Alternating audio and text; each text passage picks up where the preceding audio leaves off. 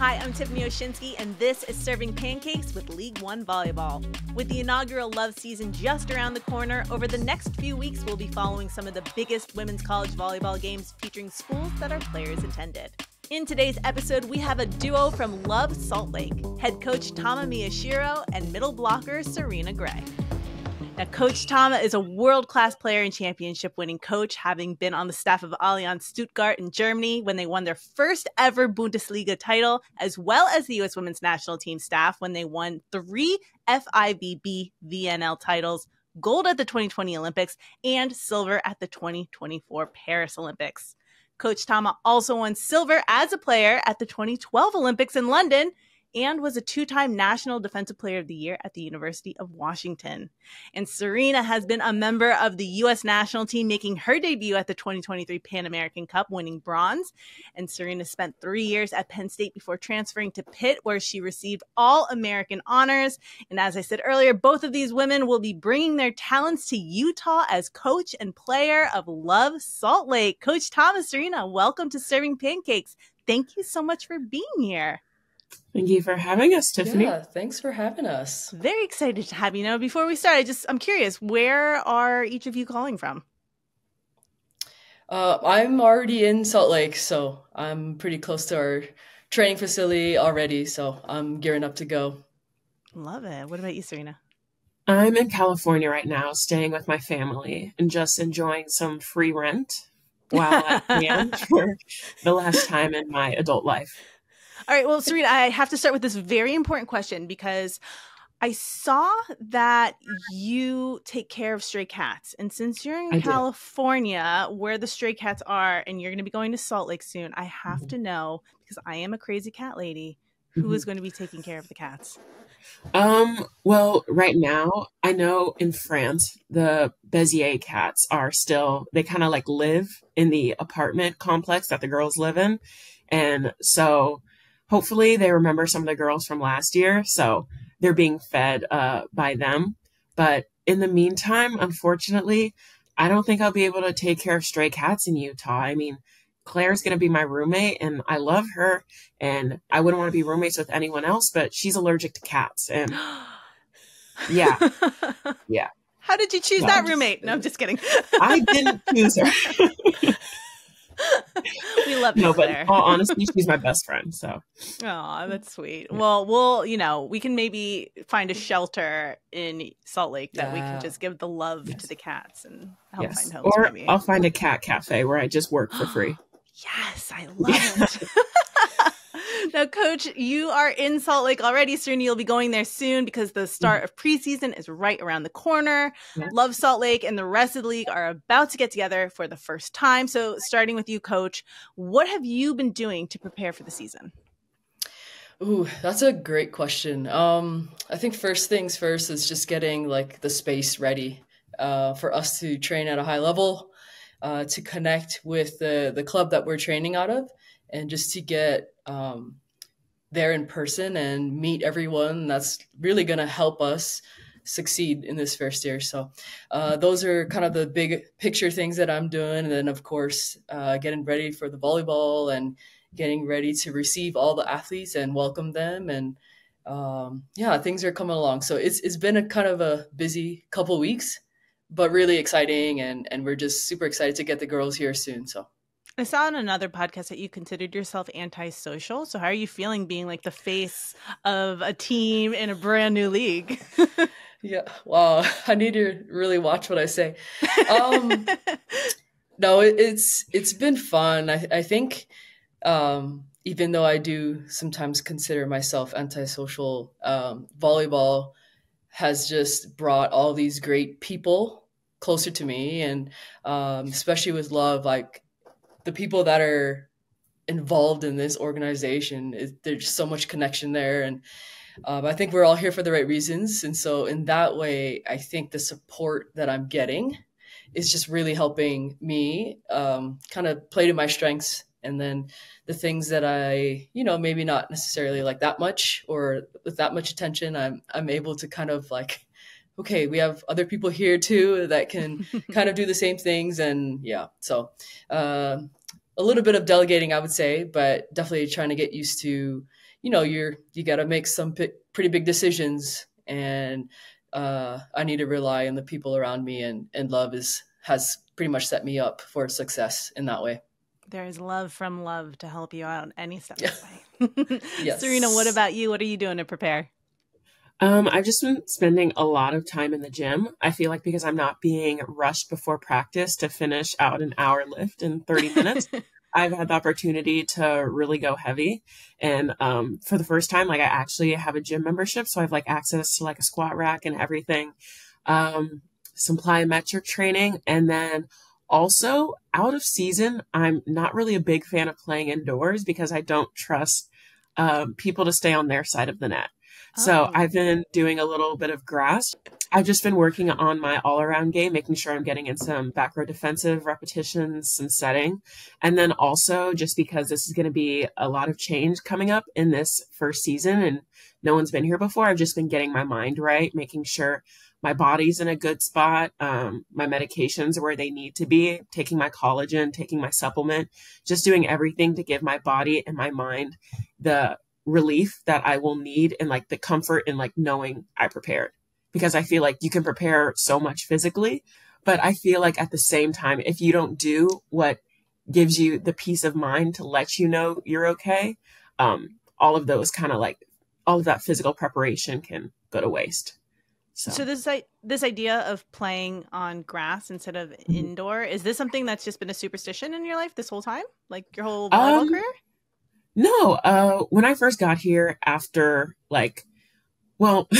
before in college, I never really played that much grass or beach. I did some, but it was mostly indoor because I was like always around a team. But now that like training is like in my own bubble and so forth, I've just really come to like grass, and that's about it. Yeah. Love it. Now, Coach, you have an amazing career as a coach and a player, as I mentioned at the top. So what are some of the things that you are bringing to this Love team that you've learned throughout your years? Yeah, it's a good question, because I think the first thing I will say is that I have to be myself. And so I'm hoping to kind of gather and just reflect on like all these different programs that I've been a part of, and kind of take some of those things and hopefully implement them with our team. But at the same time, like I want this to feel like its own thing. And for our athletes, like Serena, to have a say in some of the things that we're doing, because I think if they're involved in some of those things that we have to make decisions on, those processes, like it's just going to be better for everyone. And so I hope to kind of find a blend of those two things. And then also just lastly, it's like they're so happy that they're in the States and they're having this opportunity. And so we get to learn from all the different places that we've played. And so almost taking some of that into consideration and some of the things that we're really strategically doing as a league to help the athletes succeed, honestly, in this season, but more in life.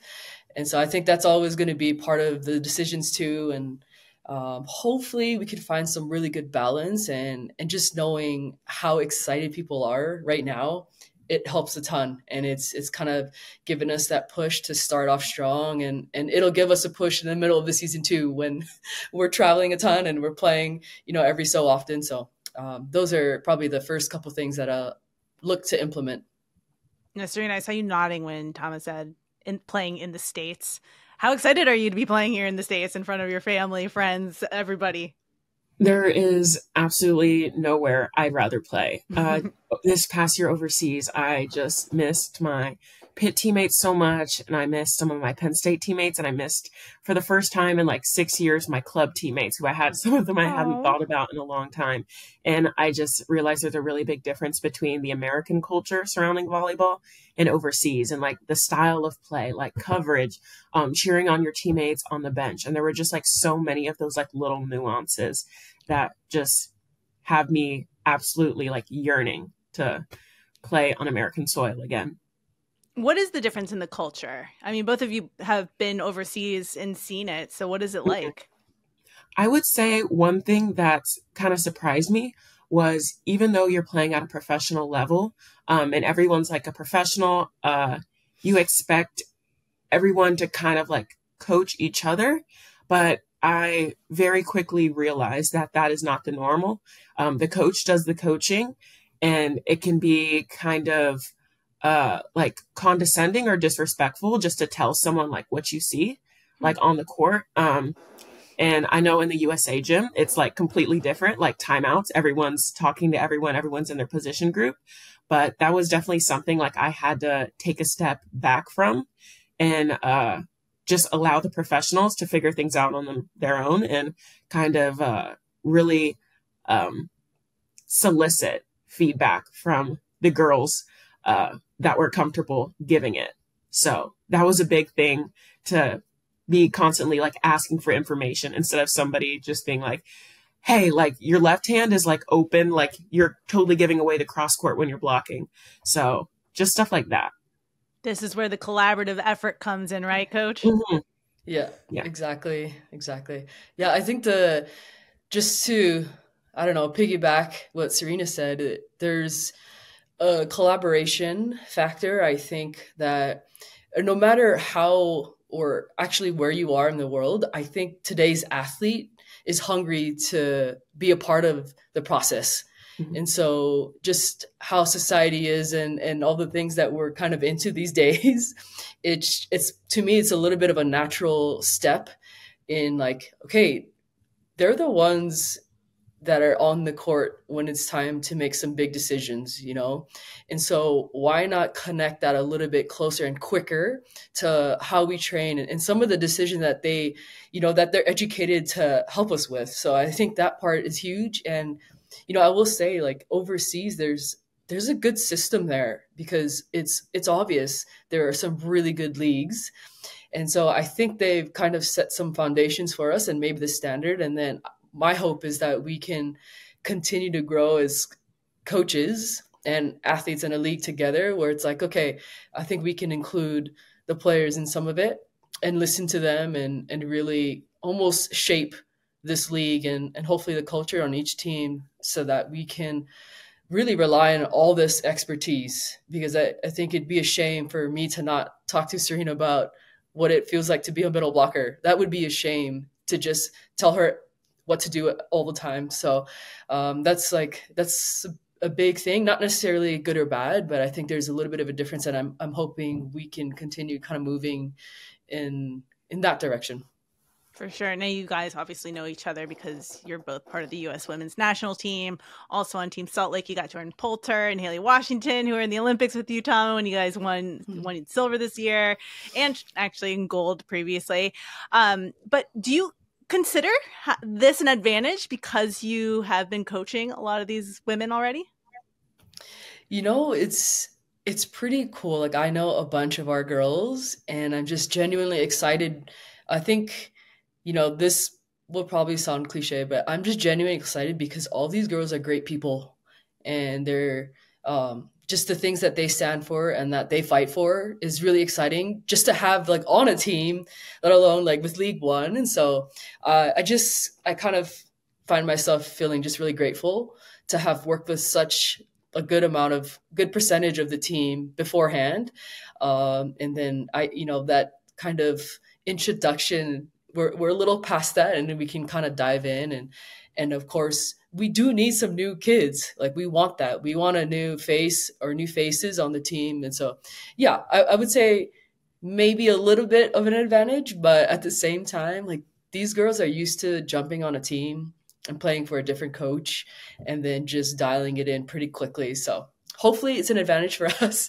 And at the same time, these girls have been through a lot, like all these girls in the league that have played a lot of years, a lot of seasons. So they'll have their strategies too.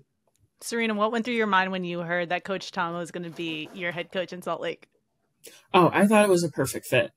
Like I was definitely a little surprised I got placed on the Salt Lake team just because the star-studded with Haley Washington, Jordan Poulter, and then a bunch of other girls that have been in the USA gym.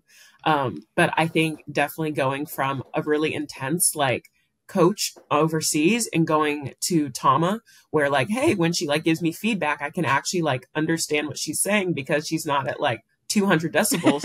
I was like, okay, that's going to be great, you know? And then just like the language barrier was a difficulty. So I'm really glad to have a coach that one's like speaks English, like is their first language. And then two also is within the USA system, because then that's a lot of language and like the same system that I'm being taught like over the summer, and then being able to like bring that into our Salt Lake City team. It's just going to be a very cohesive thing, I think. For sure. Now, Serena, I read that you fell in love with volleyball watching the 2012 Summer Olympics. So can you take us back to that year? What was going through your mind? Tell me, what was it about the sport that made you fall in love with it? I actually like don't remember too much. Yeah, I'm sorry, Tama, but I only remember one player from that team. And I just remember like hearing Destiny Hooker's name over and over. And I just remember thinking, wow, she's the most powerful, strongest person on the court. And I mean, volleyball is just like exciting to watch. Like it's fast paced, timeouts are short. There's a bunch of cheering, and you watch it live. You can hear everyone's oohs, ahs, like every time there's a spike or a dig. So I think that's probably what drew me to it, though I can't say for sure. I could have just been like eating a bowl of cereal in front of the TV and it was on. Who knows? Yeah, you're so in the Europe busy time watching. zone. Yeah, I was gonna say you're so busy watching like the powerful, insane hits, and there's Tama back there just like, bam, like what up? Well, Coach, how about you? What made you fall in love with the sport?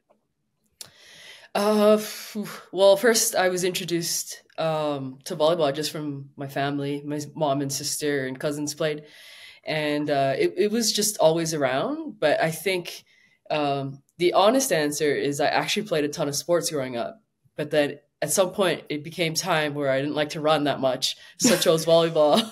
And then I actually like still played basketball in high school, but it helped me stay in shape. So I was actually really appreciative of it. But definitely the team aspect and just like creating some friendships through the sport. And some of my best friends were my teammates. You know, whenever that was college or with the national team. So it's, yeah, I think for me, a lot about relationships and teamwork and just trying to get, you know, a group of 14 people moving towards the same mission. That's like such an interesting part of team sports for me that I love, you know, really watching any sport, but that's definitely why I chose volleyball. Did you know that you wanted to go into coaching? You know, sometimes it's kind of blurry for me because my parents are both coaches. And so I think I went through phases of like, ooh, coaching would be cool. And then after you play a couple years professionally, sometimes you hit that point where you're like, is there other things in the world, you know, because you get so tunnel vision. And so I think for a brief second, I was like, oh, maybe I could do something else. And then it actually just came back to like, I really want to be around the sport. So the coaches that I had were so impactful.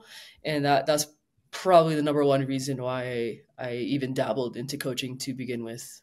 Well, it's worked out very well for you, I must say. Serena, did you play any other sports before volleyball? I did like lessons at a community center. So I did like tennis. Oh, I did play softball, like a full league. And that was really fun. But then you hit that one age, I'm sure a lot of athletes have felt this before, where you just like keep growing and growing and growing. And then you just like can't catch up. And then you're like, okay, the ball's coming at me differently. Oh, my arms are longer now. Like, I don't know how to swing. So I just kind of naturally fell into volleyball at the perfect time. But I love softball, but I did not like getting hit by the ball in the shins because the ground was so far from me to bend over and get it. So just hit my shins, and now there's dents. Well, speaking about growing, because I'm only 5'3", so I didn't grow very far, but I loved to hit when I was in high school. I was one of like the top outside hitters in my school when I played. Okay. But Yes. obviously, being 5'3", when I played club and wanted to go to college, I couldn't get recruited as an outside hitter, so I switched to libero, defensive specialist. But I got to ask, as middle hitter, Serena, All-American middle hitter, middle blocker, Tama, you were All-American libero. Do you guys wish or like miss playing the other side? Like, Serena, do you wish that you were digging, and Tama, do you wish you were hitting? I definitely wish I got more opportunities to dig. I mean, I get an opportunity when I go back to serve, but I love some defense. I really do. I get on the floor really well. You'd be surprised. Confirmed. It's so interesting because I remember thinking or telling someone before, like, oh man, I just wish I was like 2 inches taller.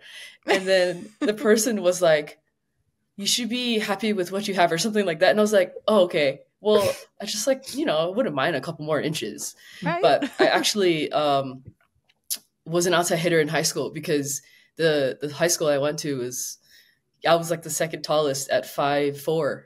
Wow. So yeah. So I got to play front row and do all the things, but I think I had my fix. Yeah. I really liked playing defense and I really liked passing. So I saw someone write or replied to one of your Instagram posts saying Kaimuki middle 3-year starter.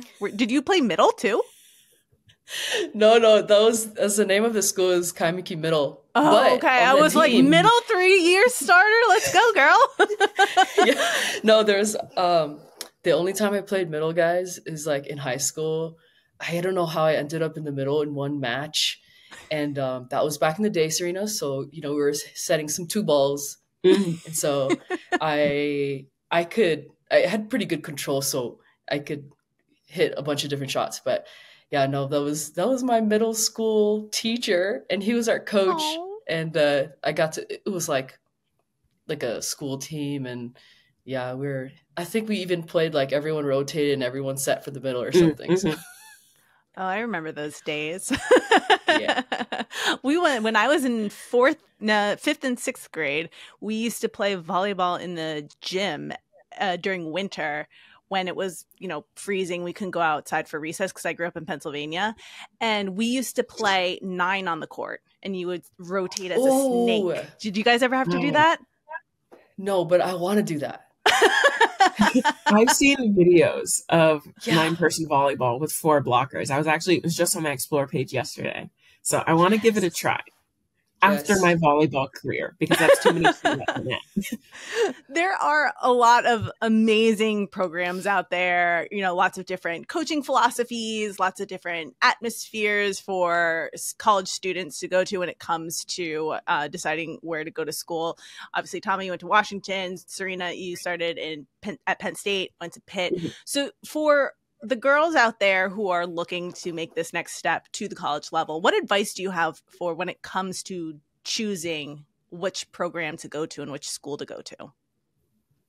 I think for me, what I'm hearing a lot of girls say, but then also something I wish I prioritized when I was 15 years old and making this decision, was to go to the program where you'd be happy to see the same people every day.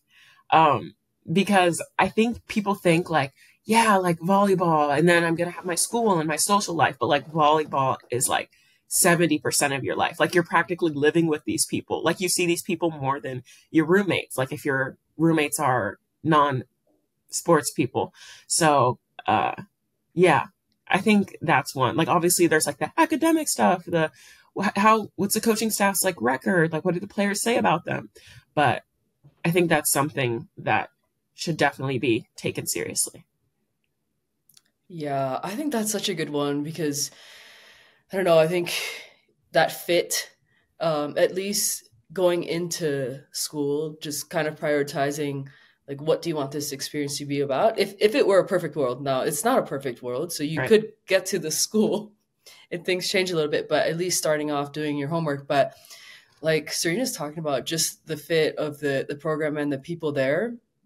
And I think almost like even with all these things that are happening in the college world, and I would be the first to say I haven't coached college, but just from what I'm hearing as well, that's important because number one, you're playing a ton of matches, you're traveling, like you said, how much of the day you're spent with your team, you know, and you're just kind of grinding through. And yes, it's fun, but it is a grind to be a student athlete, and especially today with like some of these schedules I'm seeing, you know, it's pretty tough. So I think that's a really good place to start.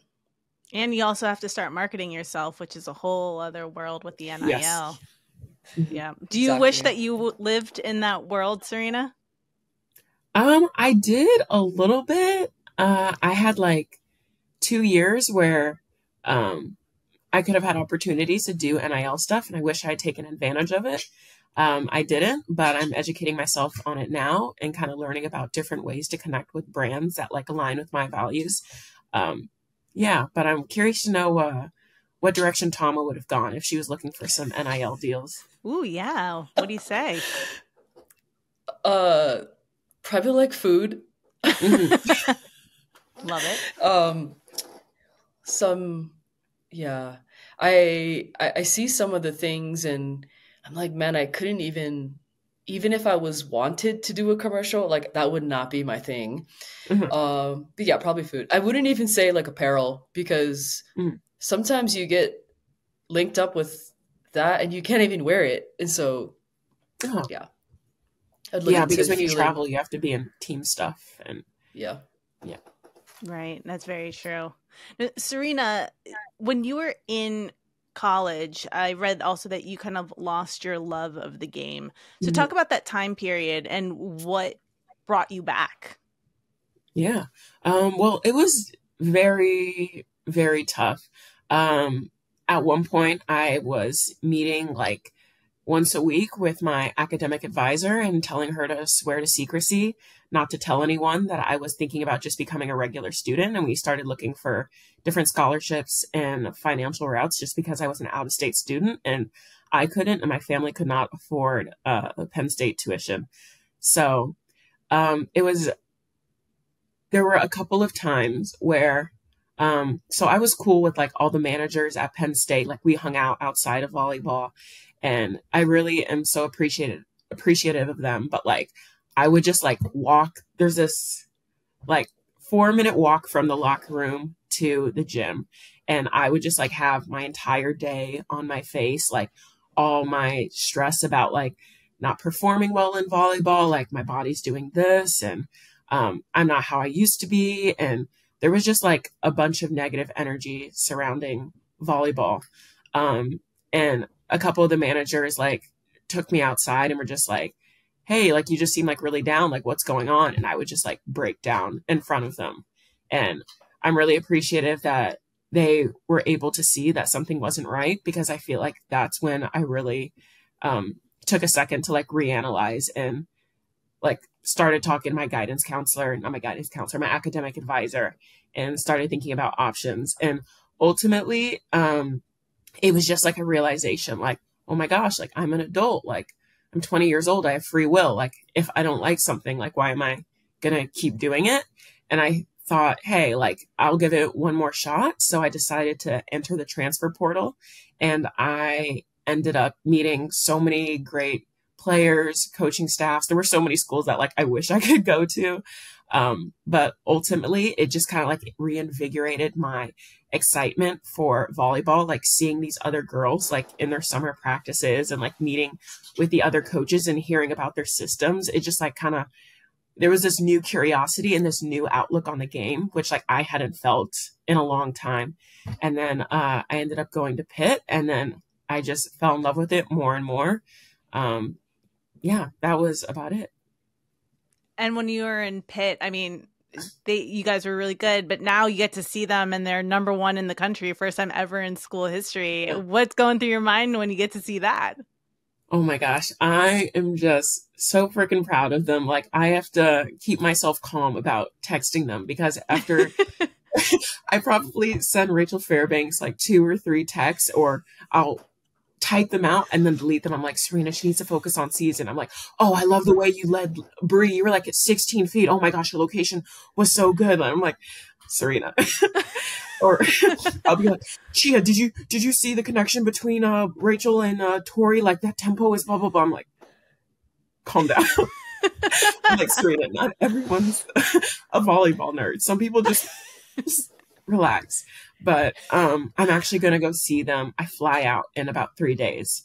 And I am so excited. I'm gonna give them some space because we're focused on season, but they're my best friends, so not too much space. But I'm just so excited to just be in that environment again.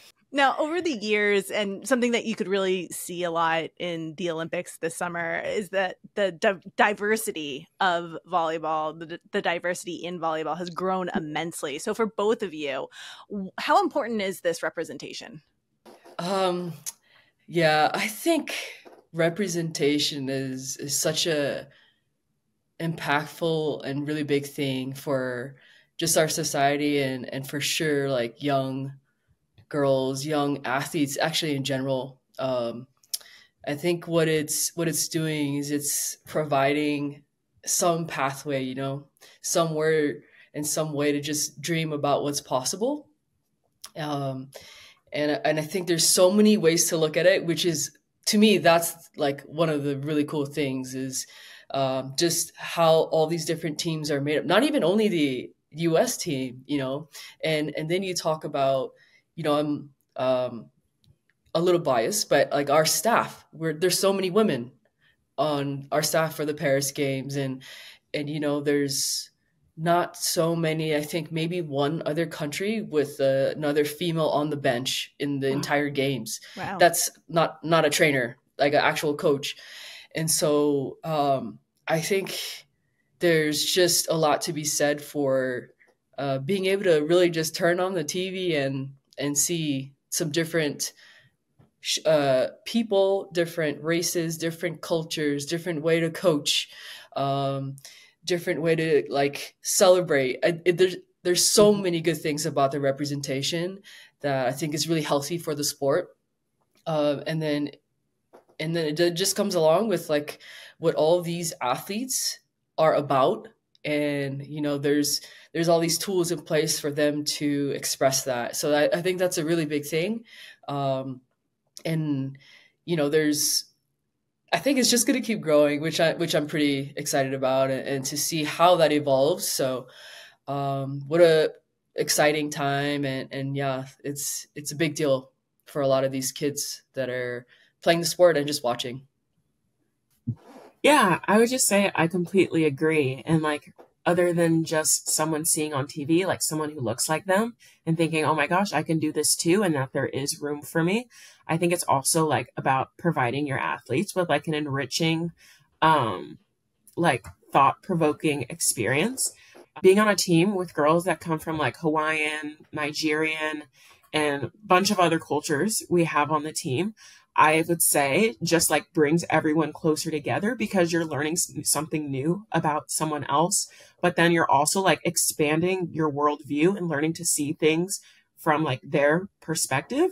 And there's so many things that people do within different cultures, like even Tama said, like how people celebrate that you don't realize that are different, but once you engage in conversations, you understand like where it comes from.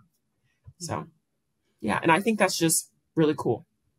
Yeah, definitely. Now, going into an off the field question, what do you guys like to do for fun on your free time? Let me go first. I have been doing so much crocheting. Whoa! So this is a sweater I'm working on. It's going to be striped like this. And this is going to be the back. And you can see the stitches. I have some bubble stitches here.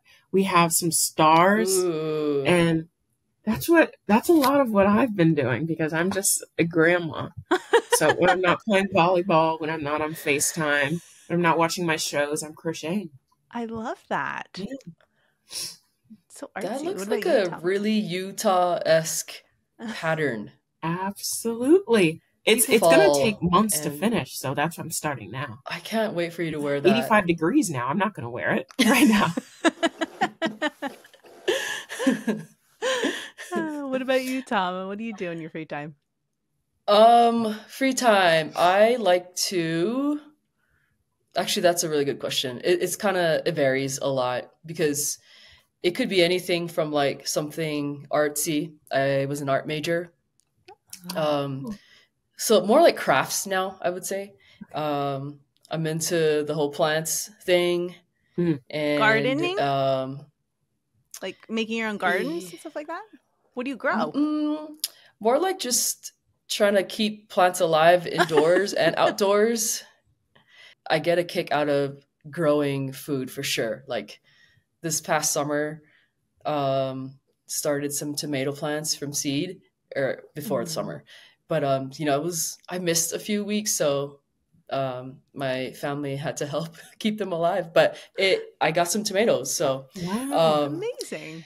Definitely in Utah, maybe a little more biking and hiking. I got a bike.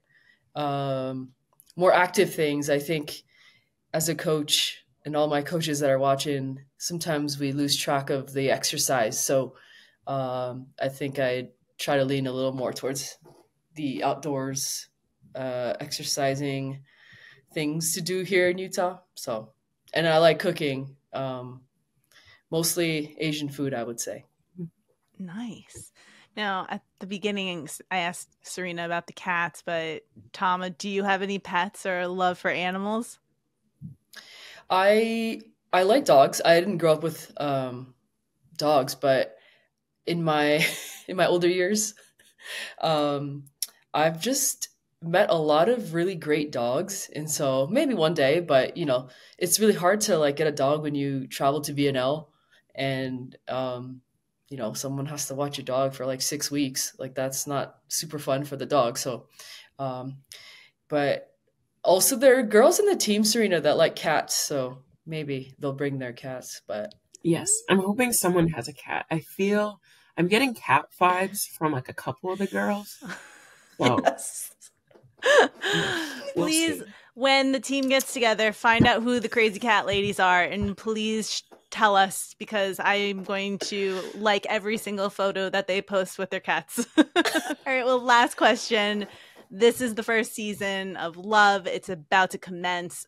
What do you hope to showcase in this inaugural season? What do you want the fans and public to learn, see, and know? I want the fans and public to see like how high level this league is going to be.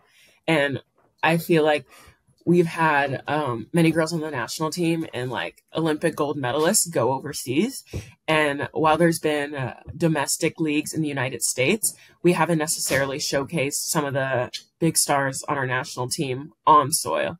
So I definitely want the community to get hype. I want them to see that volleyball is super duper cool.